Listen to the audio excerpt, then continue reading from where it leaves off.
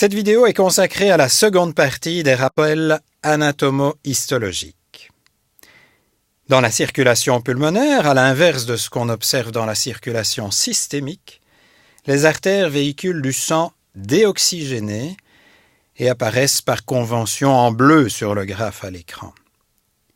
Les veines pulmonaires véhiculent par contre du sang réoxygéné, représenté ici en rouge, par analogie avec la couleur de l'hémoglobine saturée en oxygène. Au départ du tronc de l'artère pulmonaire, prenant naissance à la sortie du ventricule droit, les artères pulmonaires se ramifient de manière grossièrement superposable à la ramification des voies aériennes, comme vous pouvez le voir à l'écran. Sur une coupe histologique, on reconnaît donc toujours une artère ou une artériole, car elle accompagne une bronche ou une bronchiole. Les artérioles pulmonaires donnent finalement naissance aux capillaires pulmonaires, qui encorbellent les alvéoles et dont nous avons parlé au chapitre précédent. Les capillaires pulmonaires se collectent quant à eux dans les veines pulmonaires qui elles-mêmes se collectent dans 4 gros troncs veineux qui s'abouchent dans l'oreillette gauche. Une partie des structures pulmonaires, essentiellement les voies aériennes, sont irriguées par du sang artériel en provenance de la circulation gauche ou systémique, au départ de branches provenant soit directement de l'aorte, soit d'artères intercostales. Ces artères bronchiques peuvent être à l'origine d'hémoptysie, c'est-à-dire d'expectoration de sang. Les veines collectant le sang en provenance des voies aériennes n'ont pas toutes la même destination. En effet, celles qui collectent le sang en provenant des plus grosses voies aériennes s'abouchent dans la veine azygos et finalement la veine cave supérieure, comme attendu normalement pour du sang qui provient de la circulation gauche. Par contre, les veines collectant le sang en provenance des plus petites voies aériennes, plus périphériques, vont s'aboucher dans les veines pulmonaires, et il s'agit donc de sang en provenance de la circulation systémique qui va participer à ce qu'on appelle le shunt droit-gauche anatomique, dont nous reparlerons plus tard. Le shunt droit-gauche représente donc du sang veineux systémique déoxygéné qui va court-circuiter la circulation pulmonaire et se retrouver dans le cœur gauche sans avoir été réoxygéné. Discutons maintenant la constitution de la paroi thoracique. Celle-ci est constituée d'éléments osseux, les côtes, les vertèbres dorsales, le sternum, d'éléments cartilagineux, essentiellement les cartilages sternocostaux, et enfin d'éléments musculaires, muscles intercostaux, et surtout, à la partie inférieure, le diaphragme. Le diaphragme est le muscle inspiratoire principal, mais d'autres muscles participent à la respiration. Ces muscles ont des insertions sur la paroi thoracique.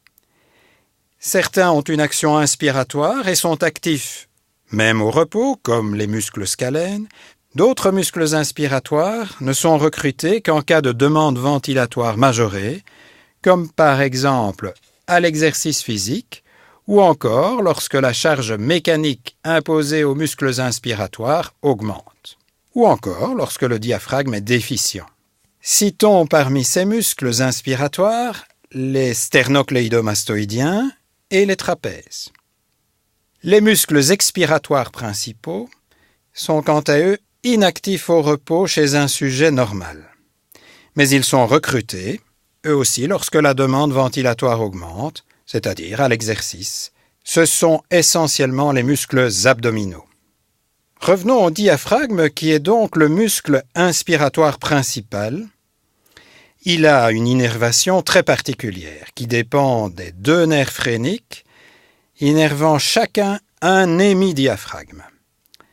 Les nerfs phréniques prennent naissance des racines cervicales C3 à C5.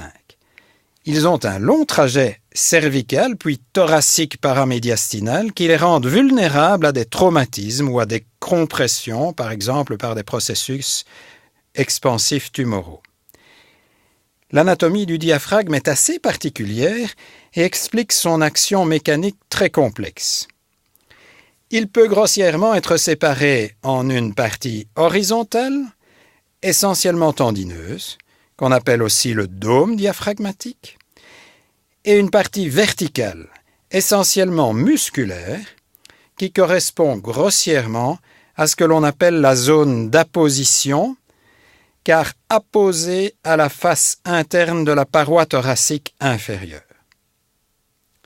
Le diaphragme a des insertions multiples, mais il s'insère en particulier à la partie inféro-interne des 6 dernières côtes. On peut diviser l'action mécanique du diaphragme en 3 grandes composantes qui contribuent chacune à augmenter le volume du thorax lors de l'inspiration. La première composante est dite composante d'abaissement. Elle est liée au raccourcissement de la zone d'apposition lors de la contraction diaphragmatique. Ce raccourcissement va abaisser le dôme dans un mouvement de piston crânio-caudal, ce qui agrandit, bien entendu, le volume thoracique dans son axe vertical. La deuxième composante est la composante appositionnelle. Elle est liée à l'augmentation de la pression abdominale, elle-même secondaire à l'abaissement du dôme diaphragmatique qui comprime le contenu abdominal. La zone d'apposition étant en contact par sa face interne avec le contenu de l'abdomen, avec la paroi thoracique à sa face externe, cette augmentation de la pression abdominale va augmenter les dimensions du thorax à sa partie inférieure dans son diamètre transversal. Enfin, la troisième composante est la composante dite insertionnelle. Elle est liée à l'effet du raccourcissement de la zone d'apposition qui, prenant en quelque sorte appui sur le dôme qui comprime le contenu abdominal, va imprimer un mouvement en anse de saut aux dernières côtes. Ce mouvement soulève les côtes vers le haut et l'extérieur et augmente également les dimensions transversales de la partie inférieure du thorax. Il dépend de manière critique de l'orientation de la zone d'apposition, des insertions sur les côtes et des articulations vertébrocostales qui participent également à ce mouvement en anse de saut des côtes inférieures en cours de l'inspiration. Ces 3 composantes doivent se comprendre comme survenant simultanément ou en continuité, et le mouvement de la cage thoracique qui en est la résultante doit se représenter en 3 dimensions, comme le montre la petite vidéo. Comme nous le discuterons plus tard, l'augmentation du volume thoracique est le moteur de l'inspiration, car il va entraîner une diminution de la pression dans les alvéoles, responsable du débit inspiratoire qui permet la ventilation alvéolaire si essentielle à l'hématose.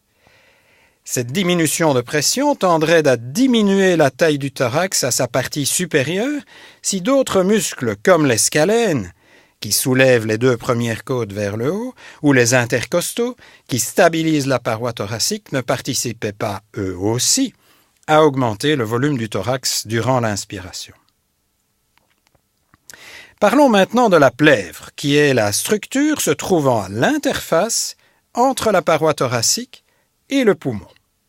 Elle comporte 2 feuillets, un feuillet pariétal, accolé à la paroi thoracique, et un feuillet viscéral, accolé au poumon, et qui enveloppe les 5 lobes pulmonaires, définissant ainsi des scissures interlobaires qui sont composées de 2 feuillets de plèvre viscérale. Les 2 feuillets de la plèvre, viscérale pariétale, sont séparés par un espace que l'on peut considérer comme virtuel. Il est rempli d'un film liquidien qui assure par force cohésive l'accollement des 2 feuillets pleuraux l'un avec l'autre. Il règne dans l'espace pleural une pression normalement négative au repos et à petit volume pulmonaire. En effet, comme nous l'étudierons au chapitre consacré à la mécanique respiratoire, la plèvre solidarise 2 structures, à savoir la paroi thoracique et le poumon, dont les propriétés élastiques, et en particulier le volume d'équilibre, sont différents. Volume d'équilibre plus petit pour le poumon, plus grand pour la paroi thoracique. Ceci génère des contraintes mécaniques et une pression négative dans la plèvre. Vous le comprendrez cependant mieux après avoir étudié le chapitre consacré à la mécanique respiratoire. La pression intrapleurale est en moyenne de -5 cm d'eau en apnée lorsque tous les muscles respiratoires sont relâchés. Mais il existe en position debout un gradient de pression décroissant de la base au sommet du thorax, lié essentiellement à la force de gravitation, la pression étant de l'ordre de -3 cm d'eau à la base du thorax, de -10 cm d'eau au sommet du thorax. Notons que la pression pleurale varie aussi au cours du cycle respiratoire et peut devenir positive à l'expiration. La pression pleurale négative est transmise via les septa alvéolaires aux attaches alvéolaires à la paroi des bronchioles. La pression intrapleurale négative tend donc à maintenir ces bronchioles bien ouvertes. À l'inverse de la plèvre viscérale et de l'ensemble des structures pulmonaires, la plèvre pariétale est munie de fibres nerveuses sensitives pouvant être à l'origine de sensations douloureuses.